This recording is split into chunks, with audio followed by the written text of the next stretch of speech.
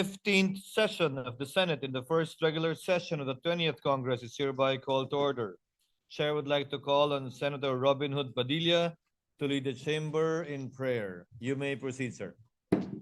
A'udhu billahi minash shaitanir rajim. Bismillahirrahmanirrahim. Alhamdulillah rabbil alamin.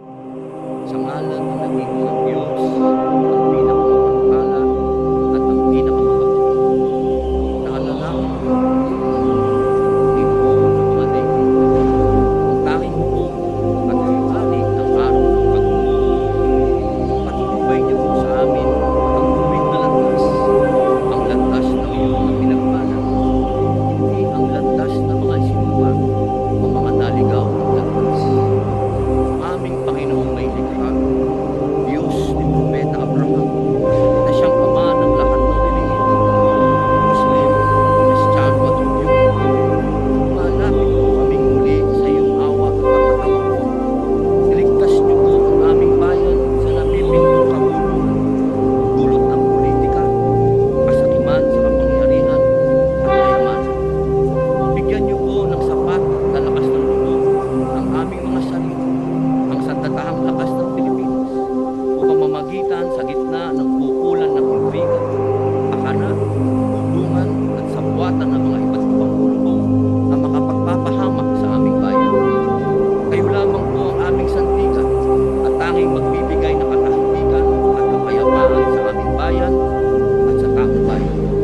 Allahumma munzilal kitabi, sarib al-isabi, islihin, ashaban, Allahumma izim wa zalzil.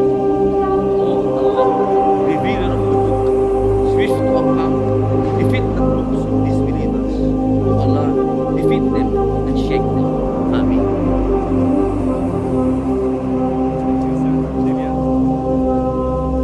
Secretary, please call the roll. Call of members, the Honorable Senator Aquino, Senator Cayetano Alan, Senator Cayetano Pia, Senator De La Rosa, Senator Ejercito, Senator Estrada, Senator Gatchalian, Senator Go, Senator Ontiveros, Senator Lacson, Senator Lapid, Senator Legarda, Senator Marcoleta, Senator Marcos, Senator Padilla, Senator Pangilinan, Senator Soto, Senator Tulfo Erwin, Senator Tulfo Rafi, Senator Villanueva, Senator Villar Camille, Senator Villar Mark, Senator Zubiri, the Senate President. With 22 senators present, Chair declares the presence of a quorum. Majority Leader. Yes, Mr. President, at this juncture, before we proceed, may I just be allowed to greet some guests from the gallery. We have with us guests of this representation and Senator Zubiri, Villar, Marcoleta. We'd like to acknowledge Congressman AJ Advincula of Cavite and Mayor Alex Advincula of Imus, Cavite, also guests of Senator Lacson. Guests of Senator Gatchalian, Mayor Nonoy de la Cruz of Don Salvador, Benedicto, Negros Occidental. Guests of Senator Lapid, former Governor Ruth Padilla of Nueva Vizcaya. Mayor Christopher Aguilar of Santa Rosa, Nueva Ecija. Mayor Benedict Calderon of Rojas Isabela. Vice Mayor Fanny Teves of Muntinlupa City. Guests of this representation, LGU officials of Cuenca, Batangas, headed by Mayor Alex Magpantay, Board Member Rudy Balba of the 3rd District of Batangas, Vice Mayor Emil Lat of Malvar, Batangas. We welcome all of them in this august chamber, Mr. President. To the aforementioned guests, welcome to your Senate. Majority Leader.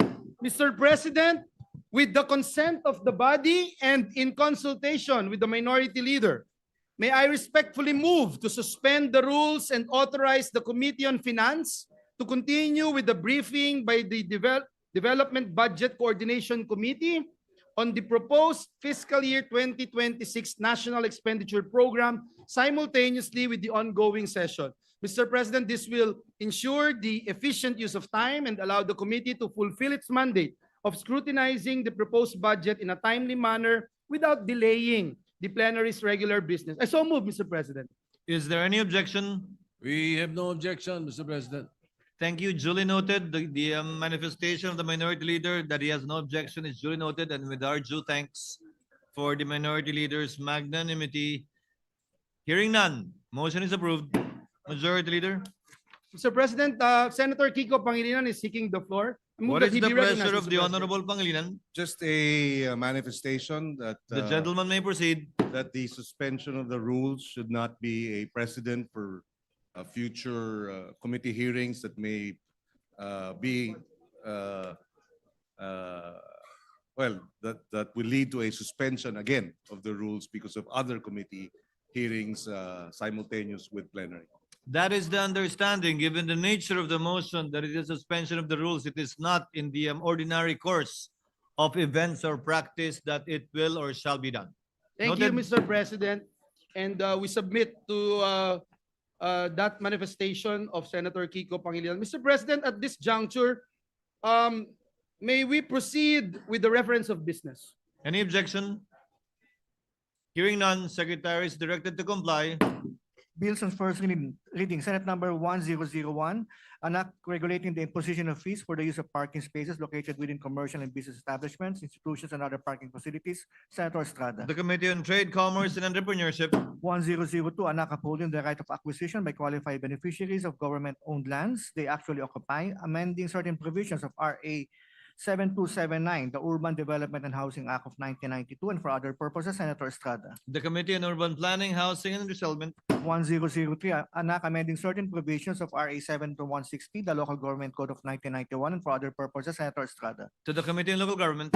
Senate number 1004, an act ensuring equal employment opportunities to members of indigenous cultural communities and preference in certain cases and for other purposes. Senator Estrada. To the Committees on Labor, Employment, and Human Resource Development, Cultural Communities, and Muslim Affairs. 1005, an act amending section 271 of Act number 2711, the revised administrative code as amended. Senator Estrada. To the Committee on Human Rights. 1006, protecting the rights of all workers, workers' organizations, and unions from interference by their employers, public authorities, or their agents, and providing penalties for violations thereof. Senator Estrada. To the Committee on Labor, Employment, and Human Resource Development. 1007, mandating the establishment of fisher-focused settlement areas by the Department of Agriculture, Department of Human Settlements and Urban Development, Department of Environment and Natural Resources, and local government units, amending Section 108 of RA 8550, the Philippine Fisheries Code of 1998, is amended by RA 10654. Senator Estrada. To the Committees on Agriculture, Food and Agrarian Reform, Urban Planning, Housing, and Resettlement. 1008, an act increasing the compensation of social workers in government service, amending for the purpose RA 9433, an act providing for a Magna Carta for public social workers. Senator Estrada. To the Committee on Social Justice, Welfare, and Rural Development. 1009, modernizing the national measurement system of the Philippines, appropriating funds therefore and for other purposes. Senator Estrada. To the Committees on Science and Technology, Ways and Means, and Finance. 1010, an act increasing the hazard pay of all personnel of the AFP to 25% of their base pay and providing funds therefore. Senator The Estrada. Committees on National Defense and Security, Peace, Unification, Reconciliation, and Finance. 1011, an act providing for a comprehensive and rationalized grant of rewards to informers for the discovery of violations of internal revenue and customs law. Senator Estrada. To the Committees on Ways and Means, and Finance. 1012, an act enhancing the competitiveness of the Philippine maritime trade by strengthening the oversight functions of relevant government agencies over the imposition of shipping charges by international shipping lines and institutionalizing mechanisms for the efficient movement of goods. Senator Estrada. To the Committees on Public Services and Trade, Commerce, and Entrepreneurship. 1013, an act granting benefits and incentives to accredited Bantay Dagat and for other purposes. Senator Estrada. To the Committees on Agriculture, Food and Agrarian Reform, Local Government, and Finance. 1014, an act declaring the Kaparkan Falls located in Barangay Caganayan, Municipal of Tineg, Province of Agra, an ecotourism site and establishing the Kaparkan Falls Development Council. Senator Estrada. To the Committees on Tourism, Environment, Natural Resources, and Climate Change, and Finance. 1015, an act recognizing the indigenous cultural communities and indigenous peoples, community conserved territories and areas, establishing for the purpose the National ICCA Registry and appropriating funds therefore. Senator Estrada. To the Committees on Cultural Communities and Muslim Affairs, and Finance. 1016, an act providing for a Magna Carta of commuters. Senator Estrada. To the Committees on Public Services and Finance. 1017, an act declaring the immediate environs of the National Shrine for Mother of Perpetual Health, popularly known as the Baclaran Church, located along Ross Boulevard, Parañaque City, a heritage site and tourist destination. Senator Estrada. To the Committees on Culture and the Arts, Tourism, and Finance. 1018, an act creating and establishing the Institute for Strategic Studies and for other purposes. Senator Estrada. To the Committees on Civil Service, Government Reorganization, and Professional Regulation, and Finance. 1019, an act establishing the Philippine Ear, Nose, and Throat Center and appropriating funds therefore. Senator To Estrada. the Committees on Health and Demography, Ways and Means, and Finance. 1020, an act requiring local government units to earmark portion of their national tax allotments for free medicine to indigent patients in their localities and for other purposes. Senator Estrada. To the Committees on Local Government, Health and Demography, and Ways and Means. 1021, an act institutionalizing the cash budgeting system and for other purposes. Senator Estrada. To the Committee on Finance. 1022, an act institutionalizing the participation of civil society organizations in the preparation and authorization process of the annual national budget, providing effective mechanisms therefore and for other purposes. Senator To the Estrada. Committees on Finance and Electoral Reforms and People's Participation. 1023, an act amending certain sections of Republic Act number 7305, the Magna Carta of Public Health Workers, and for other purposes. Senator Estrada. To the Committees on Health and Demography, Civil Service, Government Organization, Professional Regulation, Ways and Means, and Finance. 1024, an act establishing an online death verification system under the Philippine Statistics Authority, thereby ensuring government efficiency and facilitating the administration of justice by strengthening the fraud detection, prevention, and elimination capability of the government. Senator Estrada. To the Committees on Justice and Human Rights, Science and Technology, and Finance. 1025, amending Article 123 of PD 442 as amended, otherwise known as the Labor Code of the Philippines, by requiring the regional board to issue a wage order every year or an explanation for not issuing such wage order. Senator Estrada. To the Committee on Labor, Employment, and Human Resource Development. 1026, an act providing for the development of sustainable cities and communities in the country. Senator Estrada. To the Committees on Sustainable Development Goals, Innovation, and Futures Thinking, Urban Planning, Housing and Resettlement, and Ways and Means. 1027, an act to require the giving of free medical and dental service to indigent children and for other purposes. Senator Estrada. To the Committees on Health and Demography, Social Justice, Welfare and Rural Development, and Finance. 1028, an act preserving the indigenous games of the Philippines. Senator Estrada. To the Committees on Culture and the Arts and Sports. 1029, an act establishing a national sex offender registration database and providing funds therefore and for other purposes. Senator To the Estrada. Committees on Justice and Human Rights, Public Order and Dangerous Drugs, and Finance. 1030, an act institutionalizing a results-based national evaluation policy. Senator Estrada. To the Committees on Economic Affairs and Finance. 1031, an act to amend certain sections of RA 7431, the Radiologic Technology Act of 1992 and for other purposes. Senator To the Estrada. Committee on Civil Service, Government Organization, and Professional Regulation. 1032, an act protecting the users of radio frequency identification devices. Senator Estrada. To the Committees on Public Services and Trade, Commerce, and Entrepreneurship. 1033, an act establishing the Philippine Air Force Academy and appropriating funds therefore. Senator Estrada. To the Committees on National Defense and Security, Peace, Unification, and Reconciliation, Higher Technical and Vocational Education, and Finance. 1034, an act to develop a national quality policy defining the Philippine national quality infrastructure thereof, creating for this purpose the Philippine National Quality Infrastructure Coordinating Council. Senator To Estrada. the Committees on Trade, Commerce, and Entrepreneurship, and Finance. 1035, an act establishing the Young Farmers and Fisher Folk Challenge Program, creating for the purpose the Young Farmers and Fisher Folk Challenge Council and appropriating funds therefore. Senator To Estrada. the Committees on Agriculture, Food and Agrarian Reform, Youth, Ways and Means, and Finance. 1036, an act strengthening the Commission on Higher Education, repealing for the purpose RA 7722, the Higher Education Act of 1994 and for other purposes. Senator To Estrada. the Committees on Higher Technical and Vocational Education, Ways and Means, and Finance. 1037, an act providing for a Magna Carta of Agricultural Development Workers. Senator Estrada. To the Committees on Civil Service, Government Organization, and Professional Regulation, Agriculture, Food and Agrarian Reform, and Finance. 1038, an act to modernize all public schools and state colleges and universities in the Philippines, appropriating funds therefore and for other purposes. Senator To the Estrada. Committees on Basic Education, Higher Technical Vocational Education, and Finance. 1039, an act establishing a framework for citizens' participation and legislative policy making through the use of information and communications technology platforms. Senator Estrada. To the Committees on Electoral Reforms and People's Participation, Public Information, and Mass Media. 1040, an act increasing the compulsory age of retirement for officers and non-officers of the Philippine National Police from 56 years old to 57 years old, amending Section 39 of RA 6975, otherwise known as the Department of Interior and Local Government Act of 1990 as amended. Senator To Estrada. the Committee on Public Order and Dangerous Drugs and Local Government. 1041, an act strengthening the drug rehabilitation programs of the government, amending for this purpose RA 9165, the Comprehensive Dangerous Drugs Act of 2002 as amended, appropriating funds therefore and for other purposes. To the Committees on Public Order and Dangerous Drugs, Health and Demography, and Finance. 1042, an act expanding the coverage of tertiary education subsidy, amending for the purpose RA 10931, the Universal Access to Quality Quality Tertiary Education Act, Senator Estrada. To the Committee on Higher Technical Vocational Education and Finance. 1043, an act providing for the Magna Carta for Public Disaster Risk Reduction and Management Workers, Senator Estrada. To the Committees on National Defense and Security, Peace, Unification, and Reconciliation, Civil Service, Government Organization, and Professional Regulation and Finance.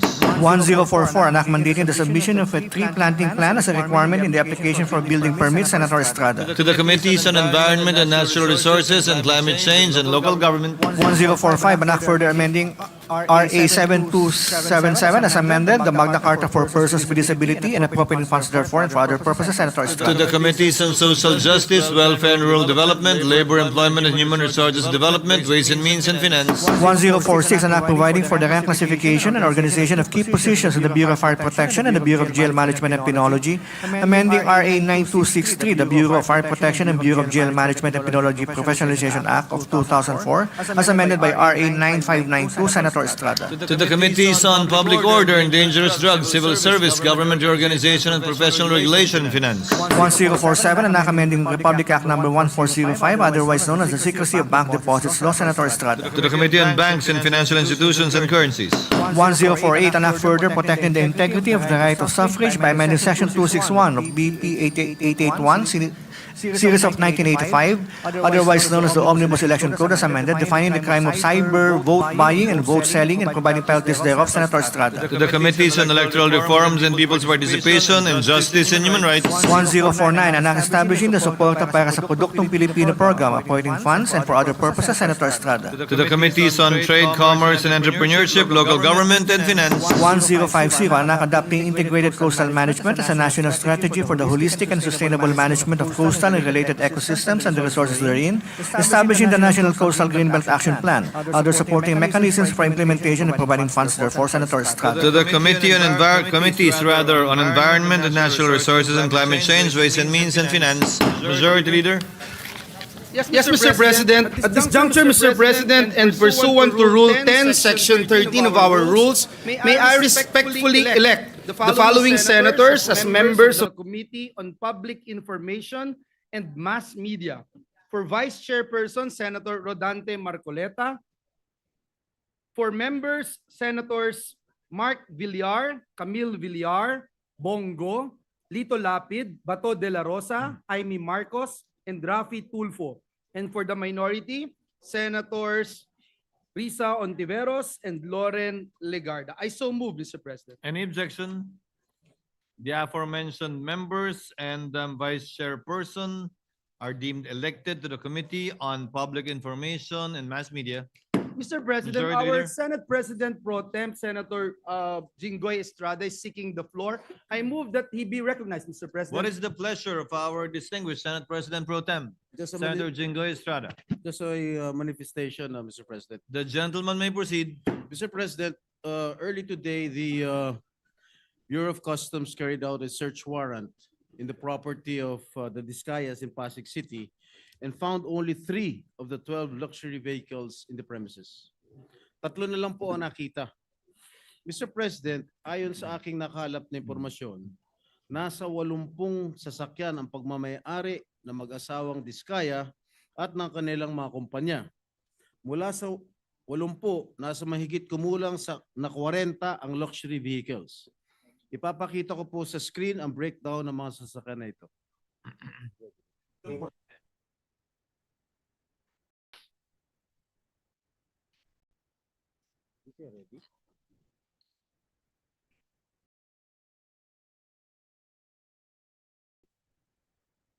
Okay. From the LTO records, Mr. President, there are 63 vehicles, luxury and mainstream brands. Kasama po dyan yung mga binanggit ni Sara Discaya kahapon sa hearing na Rolls-Royce, Kulinan, Bentley Bentayga, 2 GMC Yukon Denali, Cadillac Escalade, Mercedes-Benz Wagon, G63, Range Rover Evoque. May 3 rin siyang binanggit kahapon, yung Range Rover Defender, Cadillac Escalade at Mercedes-Benz Maybach na wala po sa records ng LTO. Sa pinag-uusapan na nag-viral na YouTube channel ni Julius Babaw, meron pang 8 luxury vehicles na wala sa tala ng LTO na nakapangalan sa mag-asawang Discaya. Napag-alaman din ng aking tanggapan na meron pang 6 na mamahaling sasakyan ng pagmamay-ari ng mag-asawang Diskaya tulad ng Volvo XC90, Mercedes-Benz GLS, saka isang Maserati. Nakakalulang yaman po ito, Ginoong Pangulo. Kung doon sa 28 luxury cars na inamin ni Sara na pag-aari nila ay halos hindi ako makapaniwala, wala pa pala yun sa kalahati ang kabuuang bilang ng kanilang mga sasakyan. Mr. President, this is totally outrageous. And I would just like to spread this into the records, Mr. President. Thank you, Mr. President. Noted and entered into the records, Majority Leader. Yes, Mr. President, at this junction, may I move that we recognize the distinguished gentleman from the great province of Isabela and Davao, Senator Rafi Tulfo, to deliver his privileged speech. So moved, Mr. President. Any objection? Hearing none, the Honorable Tulfo is recognized to deliver his privileged speech. You may proceed, sir. Thank you, Mr. President. Distinguished colleagues, I speak before you today on a matter of personal and collective privilege. As an archipelago, sea travel is unavoidable. Kaya naman po, ang ating mga seaports ay mahalaga para sa ating bansa at sa ating mga kababayan.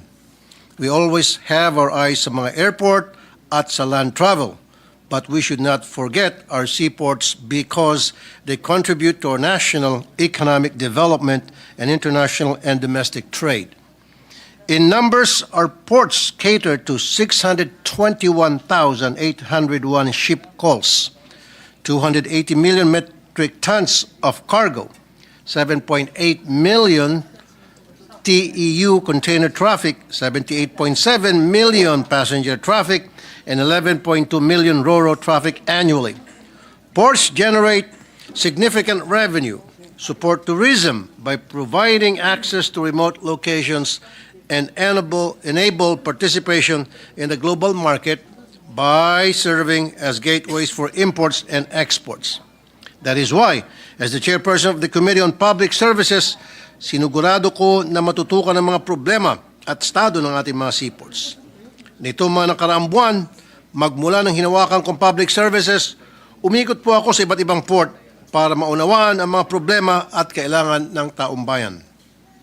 Please indulge me a couple of minutes of your time to look at some of the ports we have visited.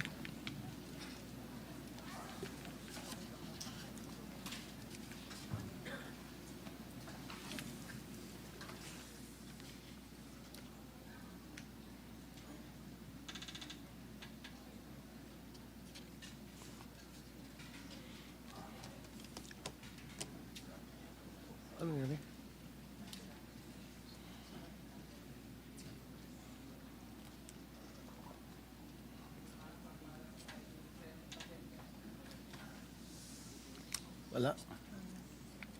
Okay. Kung hindi, wag na. Pag sinuot ito ng isang tao hindi marunong lumangoy at medyo mabigat ang weight tulad halimbawa ni tatay, ni nanay, lulubog to. Tingnan nyo. Tapos to butas pa. Tapos butas-butas. Oh, pag umulan, mababasa itong mga tao. Dapat, inspeksyonin nyo, huwag nyo munang patakbuhin to for the safety and convenience of the passengers. Ito, nakalagay 30 maximum capacity passengers. Yes, sir. Yes, sir. Bakit nakalagay dyan 45? Ang sinasakay mo 45, di ba? Oh, yan na. Meron na pala mga ticket yun, pinagpapawisan, may mga bata, pinapaypayan. Bakit natin hindi ilagay dito na aircon? Doon, mainit. Pag yan nahulog, tatama sa tao. Tapos yun, parang naghihingalo Di ba dati meron kayong counter? Nagagawa pa ba nating sa ngayon, sir? Wala pa sa ngayon, sir. Bakit wala? Kasi kung kayo ay mag-aasa lamang sa manifesto, paano kung meron pinalusot ng pinalusot? Nagkanya-kanya na silang kung saan-saang deck. So dapat merong counter para kung tutugma rito yung bilang ninyo doon sa nakalagay sa manifesto.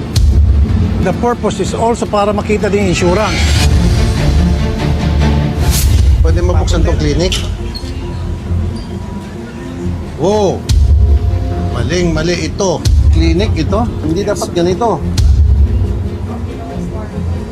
Yun ang We'll take kwarto. note of this, sir. Paano kung may mga dalang droga, may madalang baril? Ano na? Hindi namin yun matitake, sir. Ayun, so paano kung ako ay terorista, naglagay ako ng napakaraming baril sa ilan ng upuan, naglagay pa ako ng isang sakong droga, lusot na. Random nga lang po, sir, dahil yung limited din na po yung capability ng mga aso po natin, sir. So, from time to time, pagka sir, Ay, wag po random. Kasi paano kung natsambahan kayo, may droga doon. So dapat po, each and every vehicle na papasok, check talaga, wag random.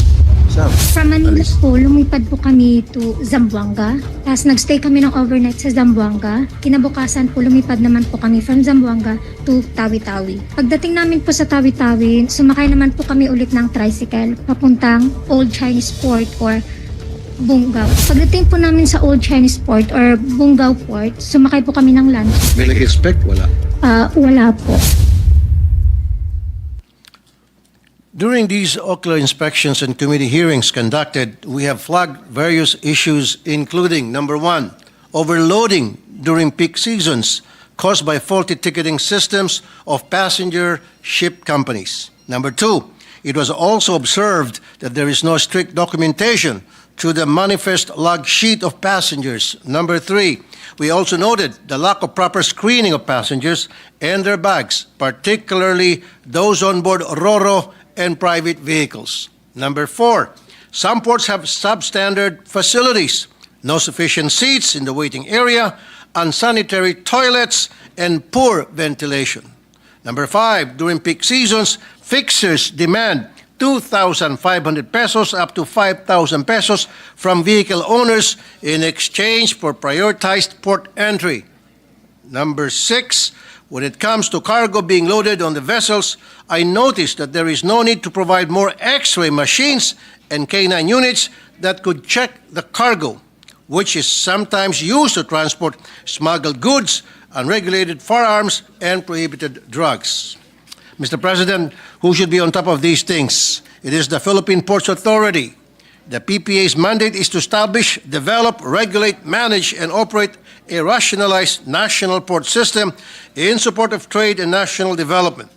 According to them, their vision is that by 2030, the Philippine Ports Authority, as part of an integrated transport and logistic system, shall have provided port facilities and services at par with global best practices and a port regulatory environment conducive to national development. Kaya ba ito, PPA? Allow me to make a wild guess. Kung titingnan natin ang ilang mga proyekto ng PPA, suntok sa buwan po. Mr. President, may nakarating po sa akin na may isang infrastructure project ang PPA sa Zamboanga. Isang modern daw na two-story passenger terminal with a penthouse intended to cover 9,416 square meters and serve up to 3,000 passengers. The notice to proceed was issued on February 23, 2021 to MAC Builders, with the project formally approved by PPA General Manager J. Daniel Santiago and awarded at a contract price of 485 million pesos. The agreed timeline for completion was 720 calendar days, targeting February 13, 2023. Pero it has been 932 days, hindi pa din po ito tapos. Sa ngayon, civil works appear to have been abandoned. No updates or accountability have been made public by the Philippine Ports Authority. The project, as of date, has a completion rate only of 56%. Kung ano-anong dahilan ang binibigay, limited supply of construction materials, insufficient manpower, and persistent unworkable weather conditions. Lahat naman dinadaanan yan. Dapat ay nakafactor na yan sa timeline nila. At kahit natamaan pa ito ng COVID, matagal lang natapos ang pandemya. Sabi nga ng mga tao doon, mas nauna pa natapos ang SM na sinimulan kamakailan lang kesa matapos itong passenger terminal na ito. Mr. President, puro extension na itong proyekto na ito. Ngayon, pinapa-approve nila ang 5th project extension at pending approval, nag-apply na sila ng 6th project extension. Ang nakakapagtaka, may nagsabi sa akin na naghahanap na sila ng subcontractor na tatapos nito. Pero wala nang gustong humawak nitong proyekto dahil hindi na sapat ang pondo para sa pagtapos ng proyekto. Zamboanga Passenger Terminal is just one of the many projects under the watch of PPA General Manager J. Santiago, which are distributed to 3 pet contractors. One of them is Mac Builders. Sino ba itong Mac Builders? Pasikatin na natin. Itong Mac Builders ay dati nang na-blacklist ng National Irrigation Administration noong February 2021 dahil sa pagka-terminate ng Malinaw Dam Improvement Project sa Bohol. This 730.9 million pesos project was terminated because of failure to fully and faithfully comply with contractual obligations without valid costs and lack of essential equipment. The performance security of 219 million pesos was forfeited. The MAC and MAC was suspended from government procurement for 1 year mula January 28, 2021 hanggang January 27, 2022. Pero ang milagro, di pa lumalagpas ang isang buwan, February 19, 2021, ay hindi na blacklisted ang MAC Builders ng Government Procurement Policy Board o GPPB. At kung gaano ka-delay ang kanilang project, nakarating din sa akin na delay din ito sa pagbayad sa mga empleyado. Sabi ng ilang mga nagtatrabaho, pa din sa MAC Builders, no benefits, delayed salary, palakasan, sip-sip culture is widely spread. They did not pay government contributions, delayed salary, and toxic culture at work. Management has no care at all. Pambihira naman to. Hindi naman lang naibabahagi sa mga empleyado nilang nagpapakahirap yung mga naibulsang pera ng bayan. Mr. President, apart from this delayed passenger terminal, the services in the Zamboanga port is horrendous, despite the 2.5 billion contract with Global Port Zamboanga Terminal Incorporated. First, there is the persistent scalping of port access issues. There are repeated complaints about unauthorized ticket resellers and weak ticketing controls. Second, poor pre-departure holding area conditions.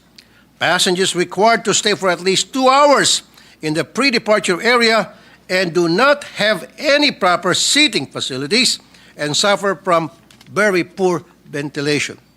Third, lack of accessibility and priority lanes. There are no special lanes or priority boarding for parents with small children, senior citizens, persons with disabilities, and pregnant women. Finally, there is a concern regarding the cargo handling rates at Zamboanga, which increased by more than 300%.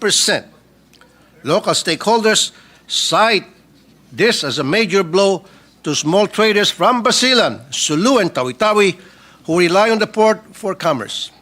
Indeed, people from the shipping industry has been saying that the PPA infra anomalies has slowed domestic trade significantly and has made local shipping more expensive than international shipping. Mr. President, sounds familiar itong unfinished passenger terminal project sa Zamboanga. At dahil may momentum na tayo dito sa mga flood control projects, gusto kong tuloy-tuloy na itong pag-ungkat ng mga kalokohan sa iba pang mga proyekto ng gobyerno. I want to focus on improving our transportation sector. At sa ating mga kababayan, inanyayan ko po kayo na magsumbong dahil we are on your side. Get involved in these hearings. Put pressure on your public officials until it hurts. Demand transparency and accountability, and insist on public involvement and participation. We will ensure that all other ports will get checked and be worth every centavo invested from the people's money. Kaya sa PPA, shape up or ship out. Thank you, Mr. President. Mr. President. Senator Villanueva is recognized. Yes, Mr. President, the minority leader is seeking the floor to interpolate the gentleman from Isabela. I move that he be recognized, Mr. President. The distinguished minority floor leader is recognized for his interpellations and/or interjections with leave of the gentleman from Tarlac, the Honorable Tulfo. Thank you, Mr. President. Will the distinguished gentleman from Isabela, Tarlac, and the Philippines answer a few, No, a few questions, Mr. President? Kaya Philippines na para na natin. Yes, Mr. President, by all means. Thank you. We would like to congratulate you for this well-crafted, privileged speech, and we are somehow bothered by the revelations. No? Imagine a contractor who has been blacklisted has again been able to get projects from government. Baka baksak na naman ito doon sa sinasabi nating pagka-blacklisted, baka dapat, hindi na dapat binibigyan ng pagkataon. Anyway, I hope my only question, it depends on the answer of the gentleman, is who is this Mac Builders, Mr. President? Who are the people behind Mac Builders? Okay, thank you, Mr. President, for that question. The contractor, Mac Builders, the owner and president is Manuel A. Chua. And the contract price was 485 million pesos. The project that was mentioned in my privilege speech. And this contractor, like I said, Mr. President, has been blacklisted already, supposed to be for 1 year, but even before 1 year, siya po ay nabigyan ulit ng contract. Kapareho po ito sa mga flood control projects na pinag-usapan natin ngayon dito sa Senado, and even yung mga projects sa irrigation, Mr. President, halos kapareho itong mga nangyayari ngayon, na yung mga contractors na na-blacklist pero nabibigyan ulit ng mga proyekto afterwards. Sila rin ba yung ano, are they the same contractors for the NIA of Malinaw, Bonot, Earthfield Dam projects that you mentioned earlier? Yes, Mr. President, yung Malinaw project, sa kanila po yun, Mr. President. Sa kanila, yung Bonot, Earthfield Dam. Yung Bonot, we still have to verify, Mr. President. Pero Alright. yung Malinaw, I'm very sure na sila po yun, Mr. President. These Mac Builders and the other possible contractors, were they licensed by the PICAB, by the PCAB, the Philippine Contractors Accreditation Board? Yes, Mr. President, they were duly licensed by PICAB. And the blacklist came from?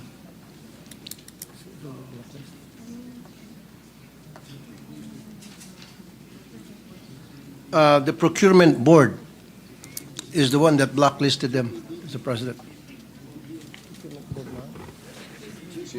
GP? From the DBM, GPBB. GPPB, Mr. President. GPPD. B, Alright. yes. So yun yung nag-blacklist. Yung po, Mr. President, ang nag-blacklist sa Mac Builders. And then thereafter, how many years or months before they were able again to get the contract? 1 month pa lamang, Mr. President, agad-agad nilift yung blacklisting sa kanila at nabigyan ng panibagong contract.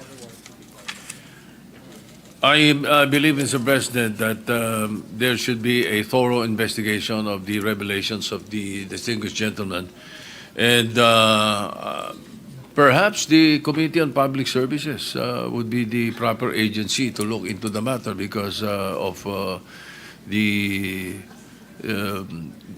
PPA and what is the other one involved, the Zamboanga port and all the other ports. Yes, Mr. President. Are the ones that are involved. Thank you, Mr. President. And pag nagkaroon po ng hearing, I would like to invite you to attend para kayo po'y makapag-contribute, makapagbigay ng input sa gagawing hearing tungkol sa isyong ito, Mr. President. Thank you, Mr. President. That is all for now. I will hopefully wait for the hearing to be done very soon. Thank you. Thank you, Mr. President. Thank you, Senator Soto, our distinguished minority floor leader. What is the pleasure of the Honorable Mark Villar? Yes, Mr. President, I'd just like to make a manifestation, a brief The manifestation. gentleman may proceed with this manifestation.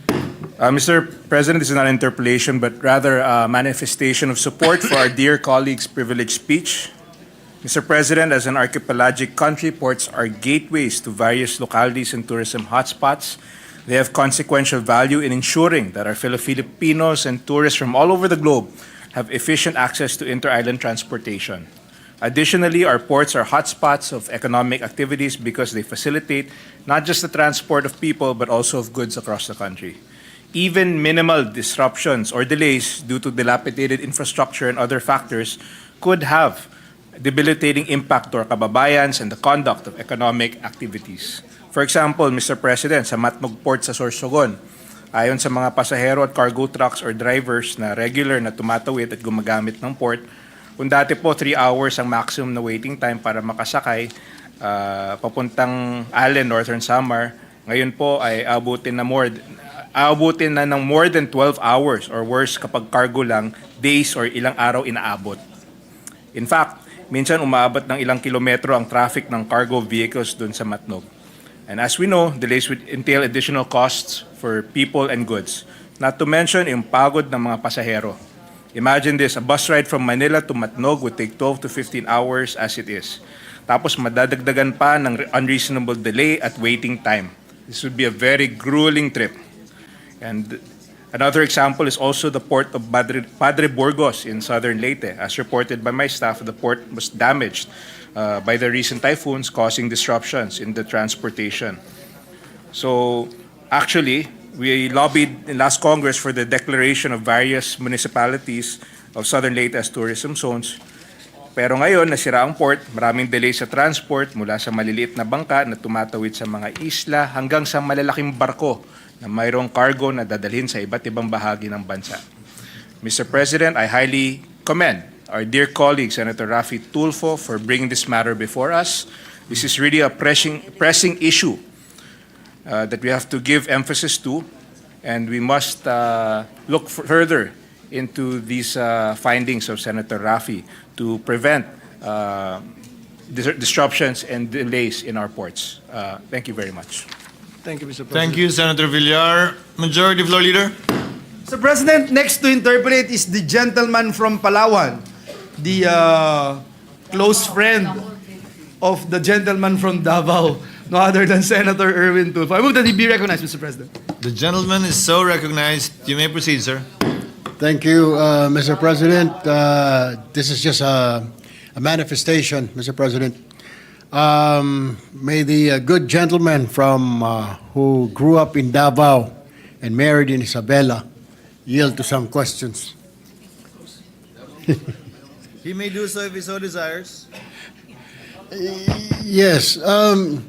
Would you agree, Mr. President, that the Philippine Ports Authorities, a GOCC, originally created under PD number 505, is mandated to establish, develop, regulate, manage, and operate a rationalized national port system in support of trade and national development, Mr. President? You're precisely correct, Mr. President. My next question, Mr. President, is the Philippine Ports Authority has a total budget of 1.35 billion for 2025. Ang tanong ko po, Mr. President, do you mean hindi po nasama yung completion po ng Zamboanga Port at hanggang hindi pa natatapos dun sa 135 billion, Mr. President?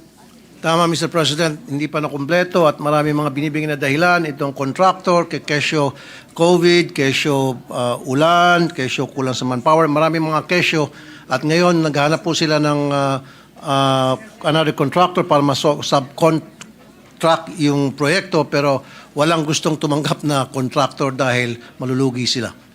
Alam po ba, Mr. President, ng butihing mambabatas mula po sa Davao, Isabela, Tarlac, kung kailan po sinimulan itong proyektong ito ng Philippine Ports Authority sa ang Zamboanga Port?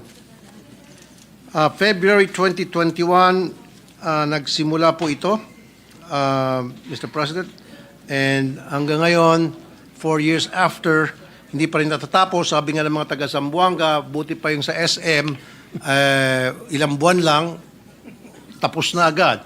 Samantalang itong port, yung Zamboanga Port, 4 na taon, hindi pa rin natatapos, Mr. President. Panguli na lamang, Mr. President, magsasagawa po ba ng investigasyon ang Committee on Transportation hinggil po sa bagay na ito para masilip po hindi lang po ang itong Zamboanga Port at iba pang mga pier na kinakailangan ng agarang atensyon ng pamahalaan, Mr. President? Yes, Mr. President. Pag na-refer ito sa committee ko, sana doon sa committee ko ma-refer, hindi kung saan-saan, sa public services, then magkakaroon po ito ng hearing and you are definitely welcome and ini-invite kita, Mr. President, na umattend para makatulong sa pag-uusisa, pag-question, sa research and all, para lumabas yung katotohanan tungkol sa project na ito, Mr. President. Thank you, Mr. President. That's all. Majority Floor Leader, what is the pleasure of the Honorable De La Rosa? No, hindi. I will give way to you. You're the attorney. Thank you, Mr. President. Just a short